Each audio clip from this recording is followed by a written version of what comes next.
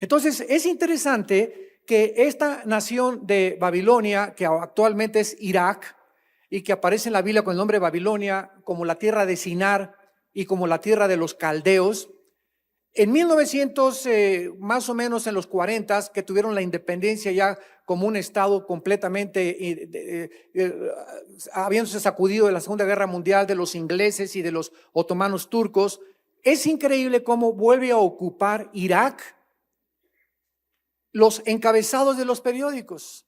Y ahorita todos los días estamos viendo los encabezados Irak y Siria, una coalición que se acaba de formar ya. Gracias a Dios, ayer ya se unió Inglaterra. Finalmente se decidieron mandar aviones. Entonces ya está ahorita Inglaterra, Bélgica, Holanda y Estados Unidos del país, de la zona geográfica occidental. Y en Arabia se juntaron los Arabia Saudita, Qatar y Jordania. Son casi 7 naciones que ya en esta coalición que se ha formado para detener a este grupo que se llama ISIS, que si llegan a Bagdad y se apoderan del petróleo de Bagdad, ponen al mundo entero de rodillas. No sabríamos ni qué podría suceder. Es tan peligroso lo que está pasando en el Medio Oriente que, habiendo el presidente Obama de los Estados Unidos dicho hace 2 años que ya no iban a intervenir y sacó a todos los soldados de Irak, ¿qué fue lo que lo convenció para que otra vez volvieran a tratar de impedir? Porque si no lo hace esta coalición, ¿quién lo va a hacer? ¿Quién va a poder defender al mundo, verdad, de lo que pasó en el pasado, como el nazismo, el comunismo, el fascismo? Si las naciones no se unen para que las naciones tengan libertad, no se puede entonces hacer nada. Hay guerras que son desgraciadamente necesarias. Imagínense nada más que todo, pues hay que se arreglen ellos. No es que estamos tan involucrados en el mundo nación con nación que lo que pasa en un lado ya nos afecta a todos. Y si este ejército de demonios, porque es un ejército ya de 25,000 endemoniados, de un Islam completamente radical, donde el que no sea musulmán suní le dan cuello, entran a las casas y les pintan la N de Nazareno, y donde haya el letrero en las casas de Nazareno, entran, abren a las mujeres en el vientre, matan a los niños con AK-47 y degollan al jefe de familia. Van en las carreteras y les gritan a la gente, ¿eres suní o eres musulmán? Y contestan que es otra cosa, y ahí los ametrallan en las calles, en las tiendas, en los supermercados. Entran a todos lados, se han apoderado de casi el occidente de Siria, el norte de Irak, ya entraron a Mosul, a Tikrit, que era la tierra donde nació Saddam Hussein, y están avanzando hacia Bagdad. Y entonces es cuando el mundo se juntó en las Naciones Unidas hace una semana y dijeron, no podemos dejar que este ejército sanguinario que está obligando a que se unan a su religión, so pena de muerte, lleguen a Bagdad, porque en Bagdad son suníes, son musulmanes, pero chiitas. Los suníes son completamente todos los que dominan el norte del mundo árabe, de los 360 millones de árabes que hay. Son el 25% del 1.7 billones de musulmanes que hay en el mundo. El Islam es la segunda religión más grande del mundo, 1.7 billones. El 25% son árabes. O sea, no todos los árabes son musulmanes, ni todos los musulmanes son árabes. Entonces, todo esto que está pasando tiene su origen en la Biblia. Y todo esto que está pasando hace miles de años, los profetas hebreos hablaron que estas iban a ser las naciones que iban a ocupar el protagonismo antes de la segunda venida de Jesucristo. Y tenemos nosotros que despertar al pueblo y decirles, el Señor viene. Ahora sí se oyen los cascos del Apocalipsis en el cielo. Ahora sí el mundo está entrando precisamente en el lugar que en Mateo 24 Cristo profetizó. Vendrán guerras y rumores de guerras, pestes, hambres en diferentes lugares, y será el principio de los dolores. Si alguien me pregunta en qué época se encuentra el mundo de acuerdo a las profecías de Cristo, la respuesta es: estamos en el principio de los dolores. Estamos comenzando a sufrir dolores de parto en el mundo entero. Corea amenazando a Corea del Sur, China queriéndose apoderar del mar, de toda la zona marítima entre Taiwán, entre Filipinas, entre Japón, etcétera, etcétera. Rusia queriendo a revivir otra vez la Unión de Repúblicas Socialistas Soviéticas, Estados Unidos hundiéndose en la economía y por todos lados en Europa, ¿verdad? Hundiéndose en la economía también, España, Italia, Grecia y Portugal completamente en la bancarrota. Alemania y Francia no quieren entrar a esta guerra porque dependen del 50% del gas de Rusia, y si se involucran, Rusia está defendiendo a Siria, China tiene la mitad de la liquidez de los dólares norteamericanos, y es un conflicto ahorita. El mundo es una olla hirviendo, donde nosotros no debemos tener temor ni sentirnos intimidados por nada ni por nadie, porque mayor es el que está dentro de nosotros que el que está en el mundo.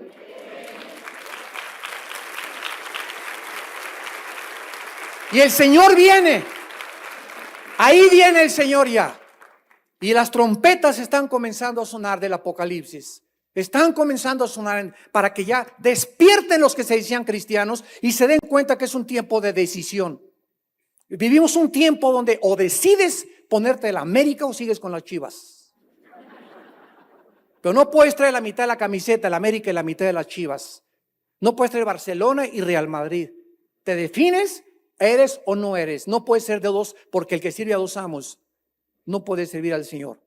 No podemos servir más que a Cristo con todo el corazón y con todas las fuerzas de nuestras vidas. No podemos tener un pie en el mundo y un pie en la iglesia.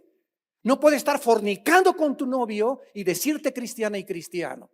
No puedes estar adulterando y llamándote padre y sacerdote de tu casa. Basta, te tienes que arrepentir ya, porque el Señor viene y te vas a quedar. Dios está juzgando a su iglesia como nunca lo había hecho. Y se vienen juicios mucho más grandes al mundo.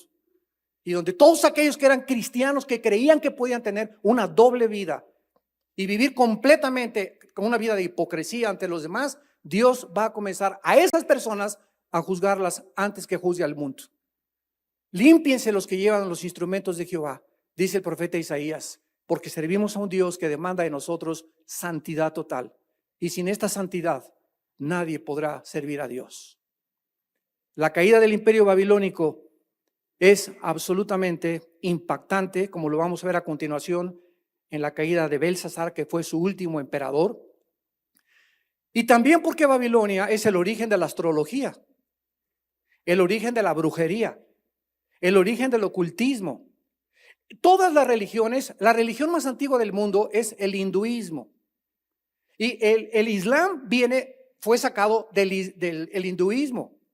Y de ahí viene un sincretismo con otras religiones que significa la unión de religiones. Tenemos un poco de filosofías orientales, tenemos a este Dios, tenemos a aquel. Y cuando venimos a la Biblia nos encontramos con un solo Dios que demanda absoluta sumisión y obediencia a Él. Yo no puedo tener a Cristo y a mis santos, a Cristo y a mis vírgenes, a Cristo y a mi pecado. No podemos, porque es un Dios celoso.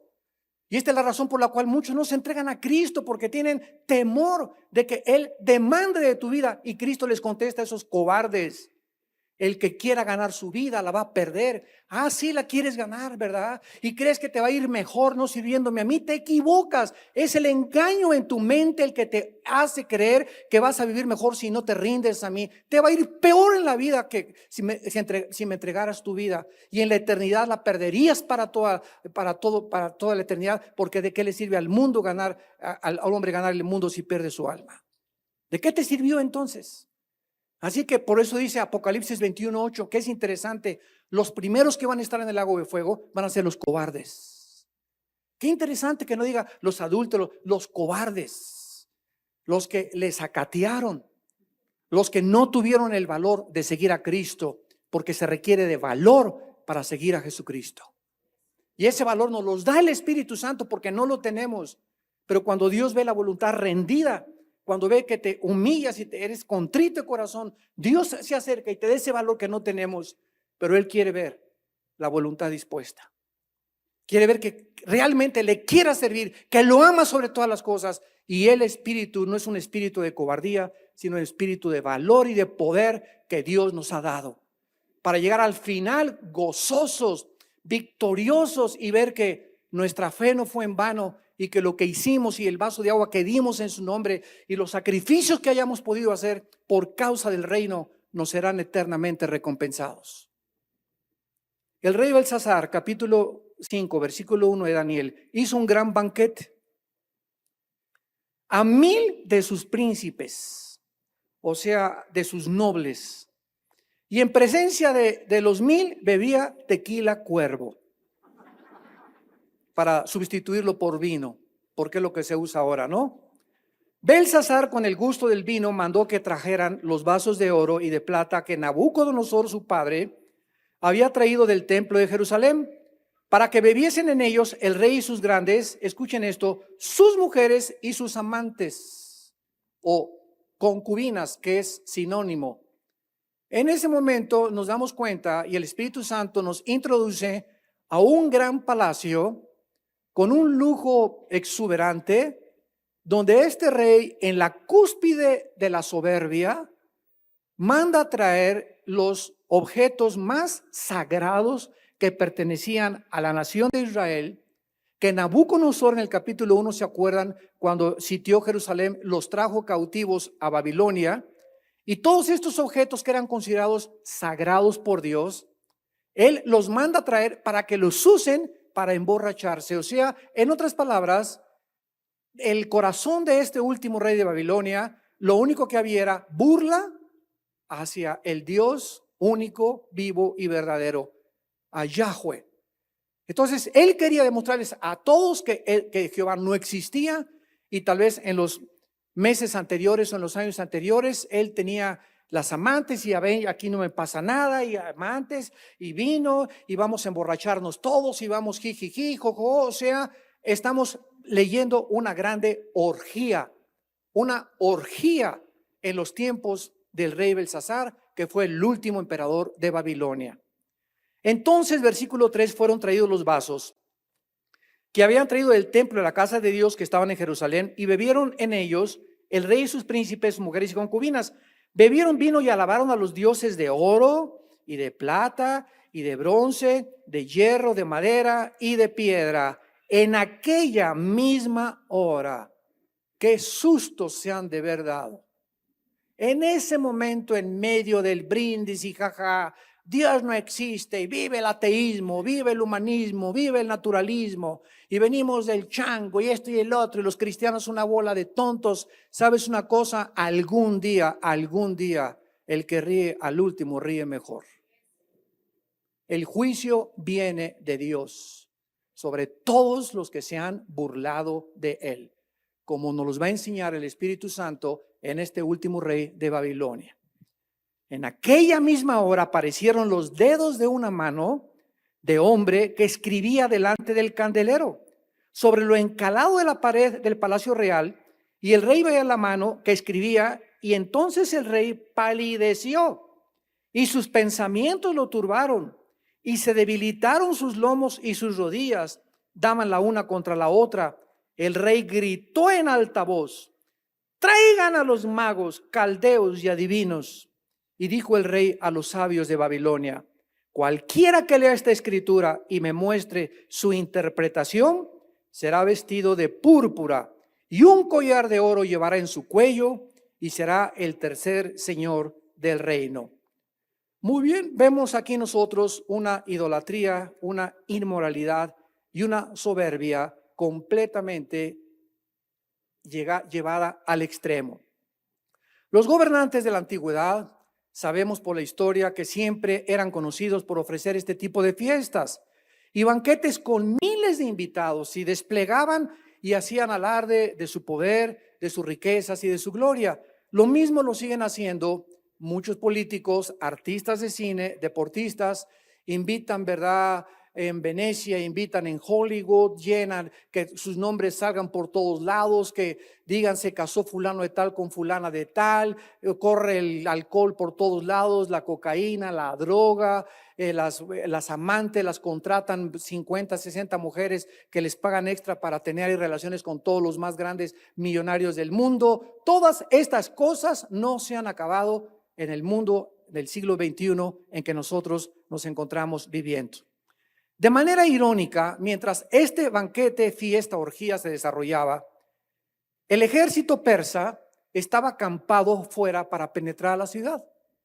En esa misma noche de la orgía, el ejército del imperio persa, que fueron los que derrocaron a los babilonios en esta noche, se encontraba afuera de la ciudad.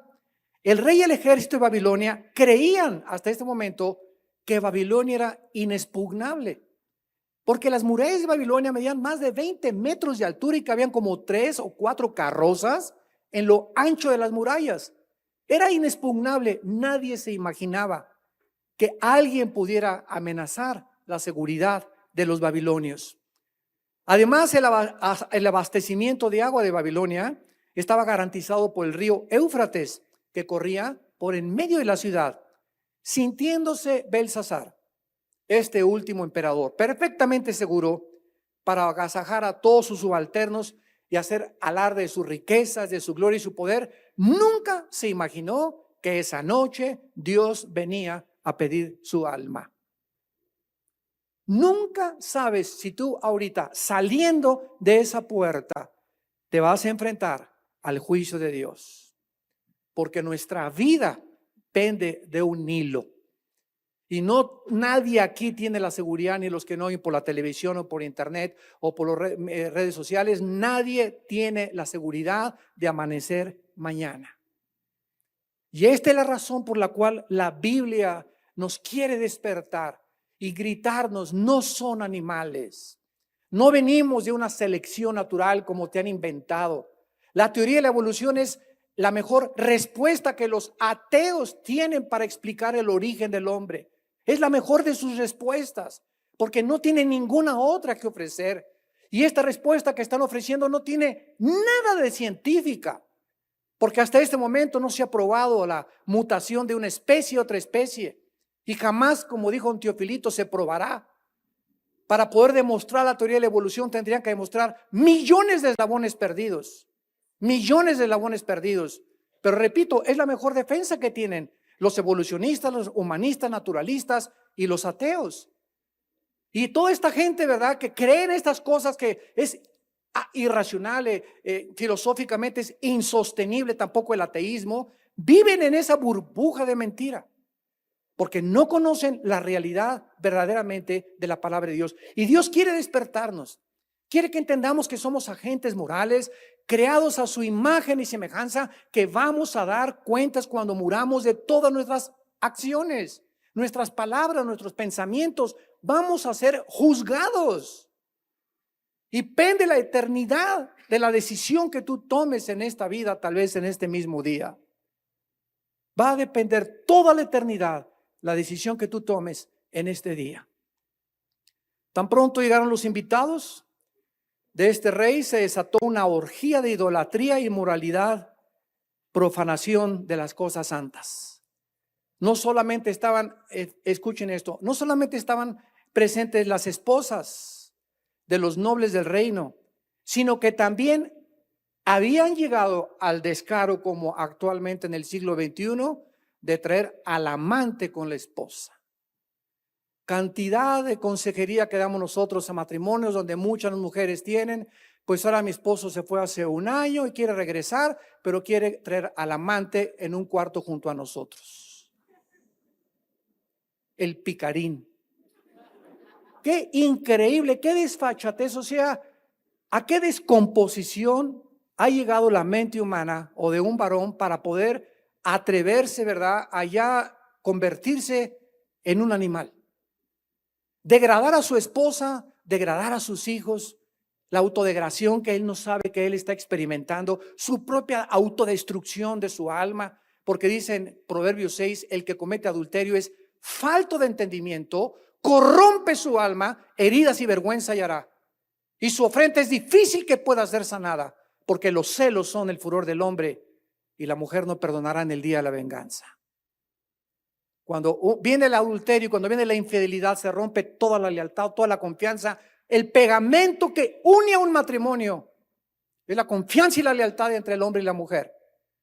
¿Y cuántos años, cuántos tiempo crees que pasará para que tu esposa sean esas heridas borradas o tu esposo sean borradas si tú fuiste la que cometiste el adulterio, cualquiera de los dos? Pero aquí vemos que exactamente esto tiene ya miles de años en muchas generaciones. Traigan al vino y traigan la idolatría y las amantes también ahí junto con ellos. Estos instrumentos, como dijimos anteriormente, habían sido apartados para el uso, el servicio del Señor. Y ahora, ¿cuál es el instrumento que Dios ha usado, santos de Dios? Porque ya no tenemos bandejas plata santas, ¿verdad? Ya no hay cucharas santas, ya no hay una casa santa, ¿verdad? Al edificio, desgraciadamente, se llama iglesia. La iglesia somos nosotros, o donde nos reunimos los domingos, es un edificio nada más. Pero todavía traemos muchos cristianos evangélicos la costumbre de llegar y voy al templo de Dios, llegan acá, ¿verdad? Y no hablan y calladitos y salen de ahí, viva Zapata, creyendo que aquí al entrar se encuentra Dios. Esto es solamente ignorancia de la religión a la que antiguamente pertenecíamos. Ahora, el único instrumento que Dios tiene para que nosotros le sirvamos es nuestro cuerpo. Nuestro cuerpo. Dice Romanos 6, presentar vuestros miembros, mis brazos, mis órganos sexuales, mi boca, mi nariz, mis ojos, mis oídos, preséntalos, tráemelos, dice Dios, como si fuera un sacrificio vivo. Dame tu cuerpo, dice el Señor, alimenta tu cuerpo bien, cuida tu cuerpo bien. Yo me ocupo de todo, pero tú eres responsable de tu cuerpo.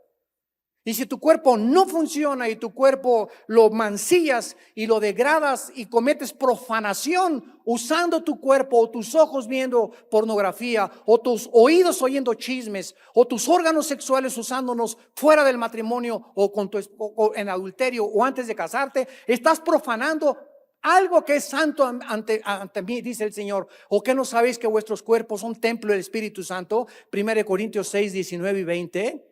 ¿Qué no sabes que tu cuerpo es el templo de Dios? Y que no somos nuestros, que no nos pertenecemos a nosotros, hemos sido comprados con precio. Y aquel que destruye el cuerpo, dice 1 Corintios 3, Dios le destruirá a él. Entonces no vengas y sáneme y ponga su mano sobre mí, hermano. Y ahora se acostumbra, ¿verdad? Pum, pum, pum, pum, sanar como si fuera Matatena.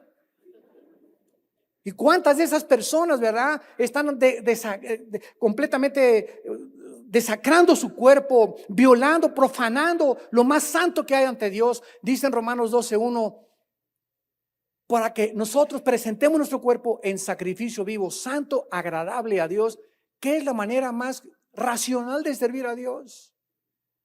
Entonces, lo que pasó en el Antiguo Testamento con los objetos que eran sagrados, ahora en el Nuevo Testamento son un ejemplo nada más. Porque el mismo odio que Dios tiene cuando se profanaron las cosas dedicadas a Él, la misma ira de Dios, dice Colosenses 3, viene sobre aquellos que vienen en inmundicia sexual, en inmoralidad, en adulterio, en fornicación. La ira de Dios viene sobre los hijos de desobediencia. Si quieres hacer enojar de Dios, si quieres realmente hacer enojar a Dios, vive en inmoralidad. Dios abomina la inmoralidad porque es el veneno más autodestructivo. La inmoralidad te anula los pensamientos. El Espíritu Santo se contrista. El Espíritu Santo deja de ser tu brújula. Ya no te puede guiar a la verdad porque la inmoralidad ha hecho presa de tu mente y tú puedes, porque una persona engañada no sabe que está engañada porque está engañada. Y es la necesidad que tenemos como familia, como iglesia, de reunirnos, que alguien estar dispuestos a que nos exhorten, a que nos banqueen, a que nos llamen la atención, porque ¿quién reconocerá sus propios errores? Porque somos tan engañados en los errores, creemos que estamos bien y no estamos bien. Necesitamos un pastor, necesitas a tu papá, mi mamá, mi esposa, en mi caso. Muchas veces nuestros hijos nos tienen la libertad de exhortarnos, nosotros a ustedes, a nuestros hijos. Y muchos de nuestros hijos confunden eso por el control. Los padres no queremos controlar a los hijos, queremos cuidarlos, advertirles de los peligros que se enfrentan saliendo de la casa. Y esta es la razón por la cual Dios cuida nuestro cuerpo y anhela con todo el corazón que le entreguemos el cuerpo como un instrumento santo, agradable delante de sus ojos. ¿Qué lección espiritual tenemos hasta este momento? Bueno, casi siempre todas las fiestas paganas, las discotecas a donde vas y a donde te invitan tus amigos y mundanas llevan al degeneramiento moral, porque Satanás sabe que si ataca el cuerpo de un joven, atacó su destino. Satanás sabe que si te embarazas antes de los 20, 21 años de edad sin estar casada, ha arruinado tu carrera, ha arruinado tu vida, ha arruinado tu futuro. Claro que hay perdón en la sangre de Cristo cuando hay arrepentimiento después, pero vas a tener que cargar con las consecuencias. Dios nos perdona, pero la cosecha la recogemos. Tenemos que recoger la cosecha.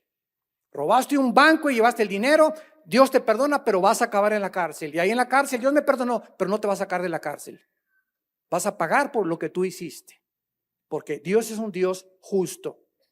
Entonces, esta es la razón por la cual nosotros tenemos que entender eso. Todas las discotecas, todas las fiestas mundanas llevan al degeneramiento, al paganismo, a la blasfemia y a la idolatría. Y esta es la exhortación que se nos hace en Lucas capítulo 21, versículo 34. Es Cristo hablando. Lucas 21, 34. Mirad también por vosotros mismos. O sea, nadie te va a cuidar más que tú mismo. Que tu corazón no se cargue de glotonería y embriaguez y de los afanes de esta vida y venga de repente, como estamos leyendo sobre el emperador babilónico, de repente esa misma noche, venga de repente sobre vosotros aquel día. Dios está diciendo, hijo, hija mía, que no te agarre yo cuando venga viendo pornografía, que no te agarre en pecado, que no te agarre en fornicación, que no te agarre en adulterio, porque no te la vas a acabar. Y quiero advertirte, quiero sonar el alarma, el buque va mal, vas a estrellarte. Cuando el Titanic que salió de Inglaterra comenzó a sonar el alarma que había chocado contra un témpano de hielo, fue demasiado tarde. Y los que estaban en tercera, en primera categoría hasta arriba del barco, todos los millonarios y todos los Piruration y todos los tómale y tenían 2 horas para abandonar el barco. Y toda esa clase, todas las personas no hicieron caso de la alarma que se iba para que tomaran las botes salvavidas y bajaron al final. Y se salvaron casi todos los que eran pobres que iban en última categoría en ese barco. Y en 2 horas nunca supieron cuando salieron de Inglaterra, jamás supieron que iban a morir, iban a acabar en la panza de los tiburones. Y antes de acabar en la panza de los tiburones, el frío que hacía en ese mar, el frío que hacía, que a los 10, 15 minutos venía el tiburón, le arrancaba la pata y se lo llevaba con todo y él al Sheol. Y así nosotros no sabemos de la misma manera. Hoy te levantas en la mañana y cómo estás en la iglesia, mis taquitos y todo, y no sabemos cuántos de nosotros vamos a regresar.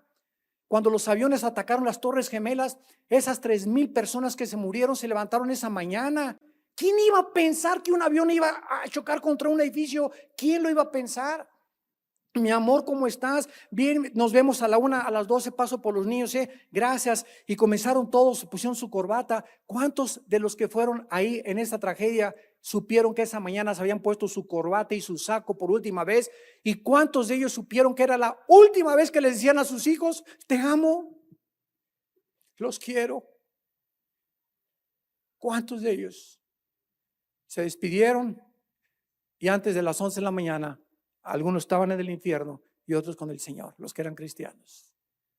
Nunca supieron que ese era su último día, el 11 de septiembre, que no iban a regresar a casa, que no iban a volver a su esposa, ni a su esposo, ni a sus hijos, o muchos hijos a sus padres. ¿Lo sabes tú? Ni yo tampoco. Por eso, prepárate para encontrarte con el Señor. Las borracheras, la droga insensibilizan el sentido común, te ciegan el entendimiento, bloquean la razón y abren la puerta al animal que traemos dentro.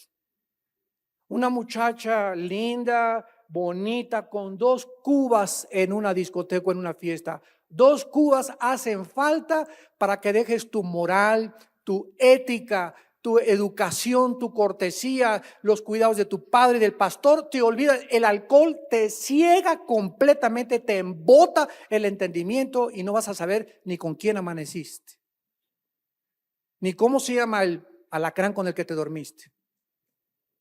Eso es lo que hace la borrachera, eso es lo que hacen las drogas, eso es lo que hacen los tranquilizantes, eso es lo que hace el mundo de los psicotrópicos, eso es lo que hace el mundo de la maldad que Satanás usa para poder arrastrar como la araña, tiende la telaraña y entonces viene la mosca y se para y la mosca no sabe que la telaraña tiene pegamento en la panza de la araña.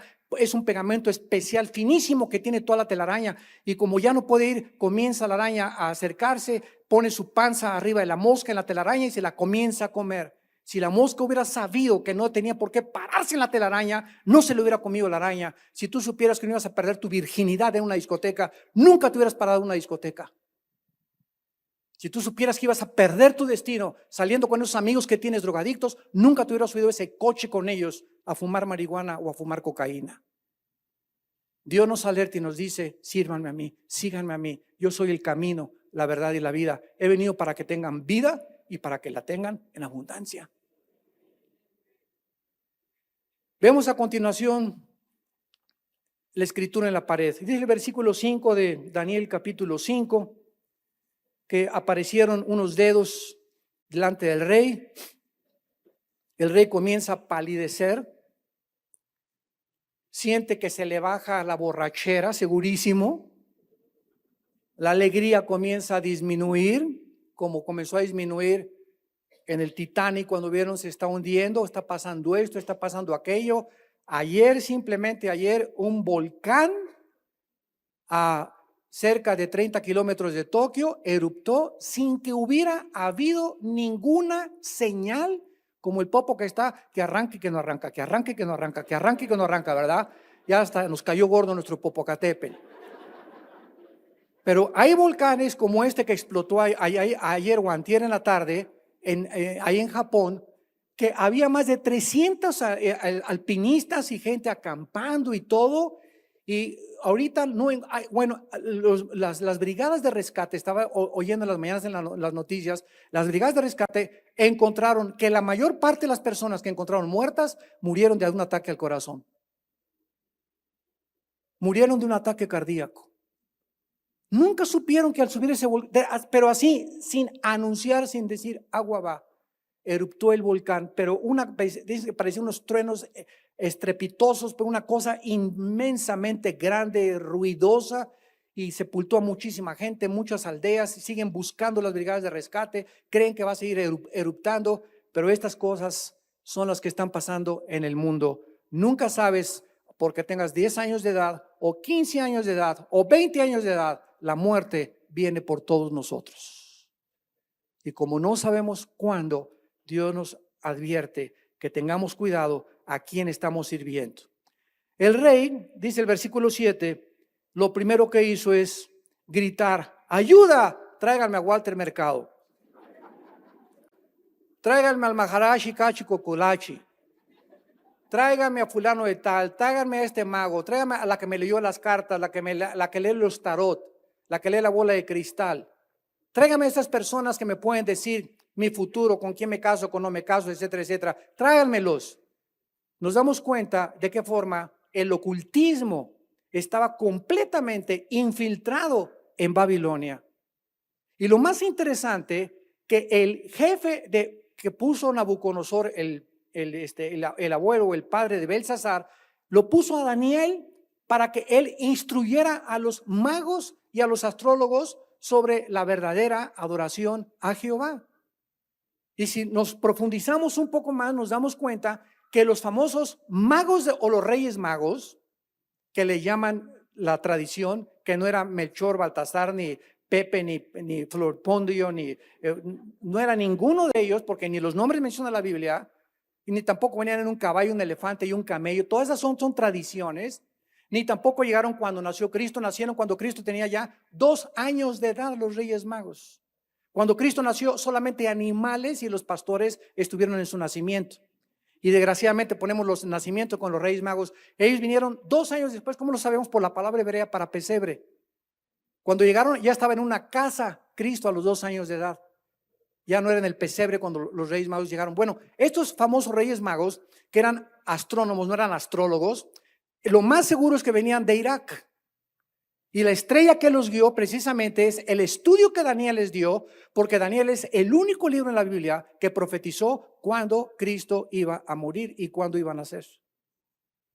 Nadie sabe la segunda venida de Cristo cuándo vendrá, ni los ángeles. Pero la primera venida de Cristo está anunciada matemática y cronológicamente en el capítulo 9 del libro de Daniel. Cuando vayamos allá lo vamos a ver. Entonces manda a llamar a Walter Mercado y a sus sobrinos, a todos sus ahijados y a los brujos, etcétera, etcétera. Y recordemos, ¿verdad?, que Babilonia, repito, fue el origen de la brujería, la astrología y la adivinación. Y vemos rápidamente en el libro de Deuteronomio, para los que tengan dudas. El libro de Deuteronomio del Antiguo Testamento, capítulo 18, versículo 10 al 11. Lo que la Biblia menciona acerca del mundo del ocultismo. No se ha hallado en ti quien haga pasar a su hijo por el fuego, ni quien practique adivinación, ni agorero.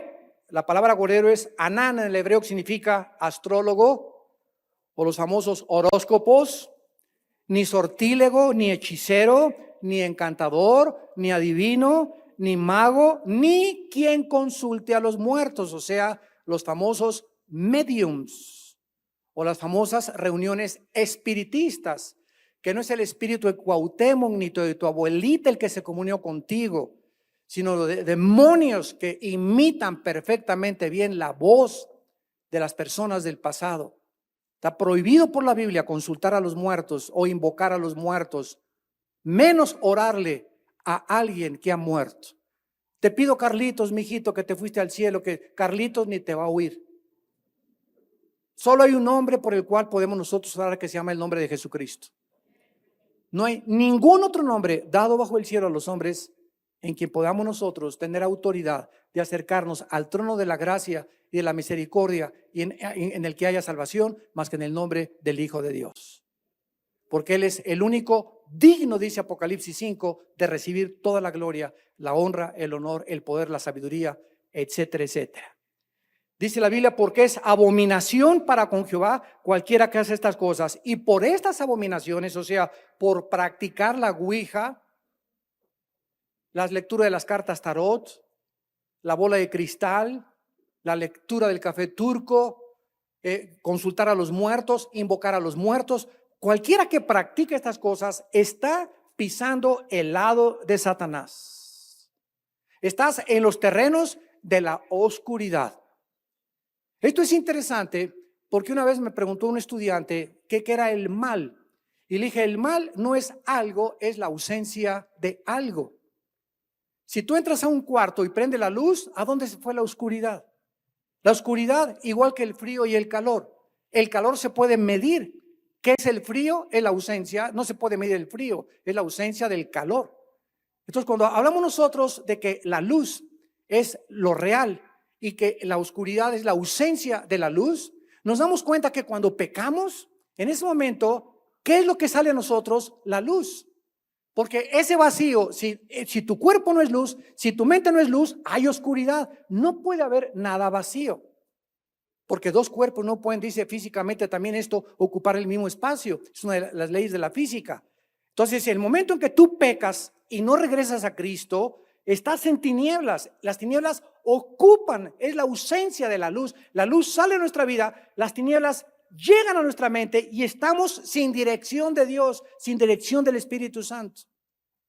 Y esta es la razón por la cual Dios no quiere que una persona que siga a Jesucristo se involucre en estas cosas, porque tinieblas hay en tu vida. Estás pisando los terrenos de Satanás. Ahora ven ustedes Levítico. Levítico está antes de Deuteronomio, después del Éxodo capítulo 19. Levítico capítulo 19, versículo 31. No os volváis a los encantadores, ni a los adivinos, ni los consultéis, contaminándonos. O sea, es como algo que se te pega. ¿Qué es la contaminación? Es como el ébola. El ébola por contacto no te contamina, no te contagias con ébola. Pero si vas en un avión y alguien con ébola hace ¡chu! Ahí aventó, ¿verdad? Millones de bacterias y puede contaminar a la mitad de los pasajeros de ese avión. o a través de los besos o del contacto sexual, igual que el SIDA, que el síndrome del SIDA. Entonces, así es en el mundo espiritual. Cuando tú practicas la Ouija, pues es un jueguito. Cuando tú los ojos, a ver, tú eres Génesis, yo soy Virgo, y no nos llevamos. Son babosadas, son marihuanadas. Son tonterías. ¿Cómo es posible que creas que Virgo y Géminis, ay, Virgo, constelación de Escorpión, ¿me das novio? Imagínense nada más a dónde ha llegado el ser humano. Nos llamamos inteligentes, irracionales, y traen, y, pues tú qué eres, y pues no nos llevamos, y hacerle más caso a lo que dice Walter Mercado que a lo que dice Cristo, Virgen del Socorro. Dice Levítico capítulo 20, versículo 6. Levítico 20, capítulo 6. Y la persona que atendiere a encantadores o adivinos para prostituirse tras ellos, yo pondré mi rostro contra tal persona y la cortaré de su pueblo. Versículo 27 del mismo capítulo. Y el hombre o la mujer que evocare o que invocare espíritu de muertos o se entregare a la adivinación, ha de morir. Serán apedreados, su sangre estará sobre ellos. Dios consideraba, mucho se nos parece una exageración, pero cuando la población comienza a poblar la tierra, cuando la población comienza a necesitar leyes, tanto físicas como de justicia, como también espirituales, de ética y de higiene y de urbanidad, etcétera, etcétera, las leyes espirituales rigen todas las demás leyes. Y Dios dice, es tan peligrosa una persona que practica la adivinación, el ocultismo, la astrología, que si esa persona sigue en medio del pueblo, va a contaminar a 10 o a 15, es mejor que me la lleve. Ha perdido el derecho de seguir viviendo por el bien de los demás. Entonces, en lugar de que sea un acto de crueldad, ay, qué feo, la mataron a pedradas, es un acto de la misericordia para que tú sigas viviendo en una sociedad limpia y santa. Y esta es la razón por la cual había juicios tan extremos en el Antiguo Testamento. Regresamos a Daniel, y entonces ninguno de los brujos, por supuesto, tenía ninguna respuesta. Consultaron a Virgo y consultaron a Génesis y consultaron a todos los horóscopos y todas las constelaciones. Y entonces la reina, esta escritura y esta alarma llegó a los oídos de la reina se acerca, versículo 10, por las palabras del rey, y entra al banquete y le dice, rey, vive para siempre, no se turben tus pensamientos, ni palidezca tu rostro. En tu reino, le dice la esposa del rey, qué increíble, ¿verdad? Siempre las mujeres con más coherencia, con más lógica que muchos de nosotros. ¿Cuánto necesitamos a nuestra esposa? ¿Cuánto? Ellas llenan el vacío que nosotros no tenemos. Ven cosas que nosotros no vemos. Nos ayudan a abrir el entendimiento en cosas que estamos engañados. Benditas sean las mujeres. Dice el rey, vive para siempre. Hay un hombre en el cual mora el espíritu de los dioses santos, y en los días de tu padre, o sea, Nabucodonosor, se halló en él luz, inteligencia y sabiduría, como sabiduría de dioses, al que el rey Nabucodonosor, tu padre, oh rey, constituyó sobre todos los magos, astrólogos, caldeos y adivinos. Por cuanto fue hallado en él, o se está hablando de Daniel desde luego, mayor espíritu y ciencia y entendimiento para interpretar sueños y descifrar enigmas y resolver dudas. Esto es en Daniel, al cual el rey puso por nombre Belsasar. Llámese pues ahora Daniel y él dará la interpretación. Pues van corriendo a traer a Daniel. Y entonces dice en el versículo 24 en adelante del mismo capítulo 5 de Daniel. Entonces de la presencia fue enviada la mano que trazó esta escritura. Y la escritura, y aquí ya la Biblia nos muestra que apareció en la pared. La escritura que trazó las manos o los dedos invisibles es Mene, Tekel, Uparsin. Esta es la interpretación del asunto. Mene, contó tu Dios, tu reino, y le ha puesto fin. En otras palabras, la palabra Mene significa numerado, apúntalo, o contado. ¿Sabían que tenemos numerados nuestros días? ¿Sabían que Dios sabe exactamente cuántos días vamos a vivir cada uno de nosotros? Y mientras llega el conteo, hay muchos que dicen Dios ahorita, ¿verdad? Pues ahorita Miguel se está acercando ya, mañana se acabó el día de Miguel. El miércoles de esta semana me llevo a fulana de tal, porque Él es el soberano Dios. Y como no sabemos nosotros, Dios sabe los números que a cada quien nos ha asignado, tenemos que estar preparados porque nos lleva, de repente lo vuelvo a insistir, nos lleva de repente, sin que te imagines, sin que lo hayas pensado, hoy puede ser la última vez que Dios te ha hablado a tu corazón y tú no lo sabes. Por eso dicen Hebreos 3 en el Nuevo Testamento, cuando oigas su voz, no endurezcas tu corazón, porque no sabemos si vamos a amanecer. La palabra mene significa numerado, contado. En el Salmo 39, versículo 4 y 5, David estaba completamente consciente de esta gran verdad. Dice el Salmo 39, versículo 4 y 5. Hazme saber, oh Jehová, decía David, hazme saber, Jehová, mi fin, y cuánta sea la medida o la numeración de mis días, sepa yo cuán frágil soy. He aquí diste a mis días término corto. Mi edad es como nada delante de ti. Ciertamente es completa vanidad todo hombre que vive.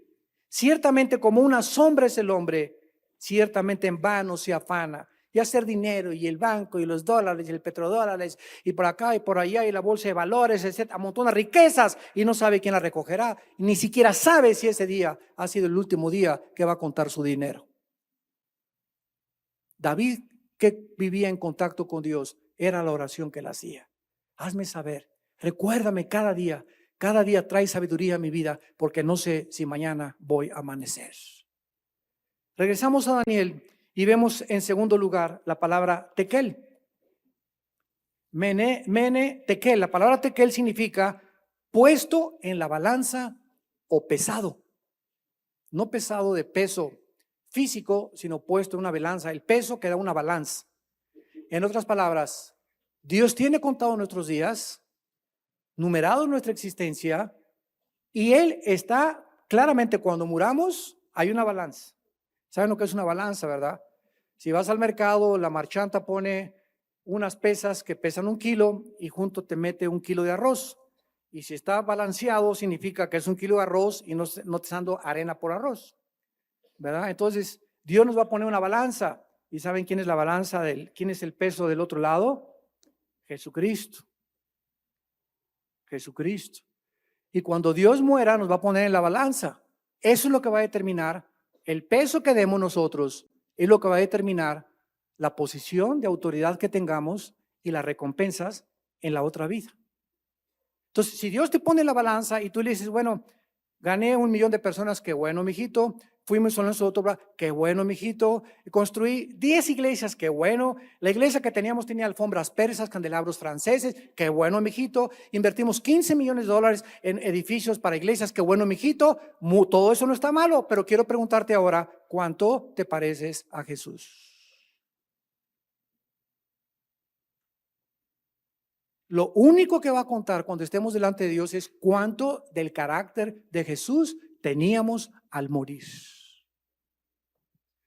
Cuánta humildad, nos va a preguntar a Dios, ¿a quién amaste? A muchos les va a decir, ni a tu perro fido amaste. ¿A quién amaste? ¿Por quién te sacrificaste? ¿Te sacrificaste por tus hijos, por tu esposa, por tu esposo? ¿O fuiste una persona centrada toda tu vida en ti mismo? Ya no me gusta, me caso con otra. Ya no me gusta, me caso con otra. Dejando a los hijos entraumados y completamente hechos a un lado. ¿Fuiste esa clase de persona? Siempre buscando que te amaran, que te hicieran feliz y nunca viviendo para los demás, porque el Hijo del Hombre no vino para ser servido, sino para servir a los demás. ¿A quién serviste con todo tu corazón? ¿A quién le entregaste tu fuerza, tu vigor físico? ¿Cuántas almas ganaste en el nombre de mi Hijo Jesucristo? Vamos a ser puestos en una balanza. Y nuestras obras no van a contar porque van a contar para las recompensas, pero no para la posición de autoridad que tengamos para toda la eternidad. Porque en Apocalipsis 20, versículo 2 dice, y vi tronos y los que fueron dignos de sentarse en ellos. O sea, no todos los cristianos, santos de Dios, escúchenme, no todos los cristianos vamos a ocupar tronos para gobernar en la otra vida. Muchos de ustedes seguirán siendo soldados rasos y se lamentarán. Aunque hay una felicidad perfecta, tendrán algo en sus conciencias, ¿verdad? De que pudiste en esta corta vida que Dios te dio, haber usado tu vida para la causa del reino de Dios. Y en tercer lugar, la palabra Pérez significa dividido o separado. El reino de Belsasar ahora sería dividido y entregado a los medos y a los persas. El rey se creía seguro detrás de las murallas inexpugnables de Babilonia, con su poderoso ejército y su asegurado abastecimiento de agua del río Éufrates. Sin embargo, estas letras que aparecieron, esta escritura era su sentencia de muerte, porque los días de su arrepentimiento habían pasado. En la Biblia solo existe una persona que se arrepintió antes de morir, una sola, el ladrón junto a la cruz. Una sola persona. Y cualquier persona que nos oiga, que crea, bueno, cuando vaya en la ambulancia y, ay Señor, perdóname, que me echen los santos óleos y que oren por mí, me voy a persignar en la ambulancia, o cuando me comience el triquitaca ahí en la cama, te voy a invocar el nombre, ¿verdad? El Señor es una cosa, Dios sabe perfectamente bien, dice el Salmo 139, desde lejos conoce nuestros pensamientos y Él sabe quiénes están pensando de esta manera. Y los que están pensando de esta manera, que creen que a la hora de morir se van a arrepentir, ¿qué chascos se van a llevar? Porque sobre ellos vendrá mucho más repentina la muerte, como la explosión de un volcán, como el atropellamiento, como un balazo, como algo inesperado, como las Torres Gemelas, como un terremoto que no sabes ni cuándo te llega la hora de presentarte delante de Dios. Señor, te damos gracias por tu palabra en esta mañana. Te damos gracias porque tú sigues llamando a los gobernantes como Belsasar a que no se ensoberbezcan sobre las naciones. Tú sigues llamando a los padres de familia, principalmente a los varones, a quienes has asignado la responsabilidad de nuestra casa, a ser valientes, a no temer nada ni nadie, a no ser cobardes, ni rehuir de nuestras responsabilidades, de amar a nuestra esposa, a nuestros hijos, de ser un ejemplo, de vivir cerca de Jesús todos los días. Gracias, Señor, porque después de la muerte viene el juicio y ya no hay ninguna otra oportunidad, de acuerdo a las Sagradas Escrituras, para el arrepentimiento. No hay tal cosa como reencarnación, no hay tal cosa como transmigración de las almas, no hay purgatorio, ni hay limbo. Todas estas son palabras que no existen ni siquiera en la Biblia,